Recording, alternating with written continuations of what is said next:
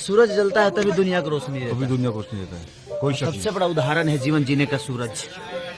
जलो तभी दुनिया को रोशनी मिलेगी, तभी तुम्हें दुनिया सूरज मानेगी। नहीं। बहुत फिर कुछ लोग आकर कहते हैं कि खेसारी लाल यादव ने भोजपुरी इंडस्ट्री के लिए किया ही क्या है। ये वही खेसारी लाल यादव है, ये इतनी ज्यादा मेहनत सिर्फ इसीलिए कर रहे हैं कि भोजपुरी इंडस्ट्री के अंदर एक बेहतरीन सिनेमा आ सके जिसके अंदर सिनेमेटिक सीन्स भी हों। जी हाँ, हम आपको बता दें इस टाइम पे खेसारी लाल यादव लंदन के अंदर हैं और लंदन के अंदर उनका शूट भी चल रहा है। हम आपको बता दें दोस्तों, डायरेक्टर की ऐसी कोई डिमांड नहीं थी कि शर्ट उतारना था बर्फ के अंदर, लेकिन खेसारी लाल यादव उस गाने के अंदर अच्छी सी फील आ सके, उस मूवी के अंदर अच्छी सी फील आ सके, इसके लिए उन्होंने बर्फबारी के अंदर पूरी शर्ट उतार कर शूटिंग किया।